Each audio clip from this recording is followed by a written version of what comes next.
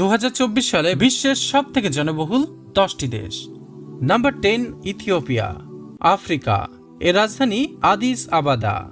এদেশের মোট ক্ষেত্রফল 11,12,000 বর্গ কিলোমিটার, যা ক্ষেত্রফলের বিচারে বিশ্বে 26তম।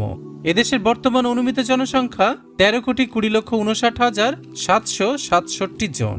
নাম্বার 9, রাশিয়া, ইউরোপ এবং এশিয়া। এদেশের রাজধানী মস্কো। মোট ক্ষেত্রফল 1,70,98,246 বর্গ কিলোমিটার, যা বিশ্বের বৃহত্তম।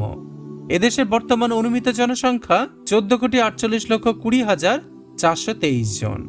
Number 8, Bangladesh, Asia. এদেশের রাজধানী ঢাকা। মোট ক্ষেত্রফল 1,48,460 বর্গ কিলোমিটার, যা ক্ষেত্রফলের বিচারে বিশ্বে 92তম। এদেশের বর্তমান অনুমিত জনসংখ্যা 17,35,62,364 জন। Number 7, Brazil.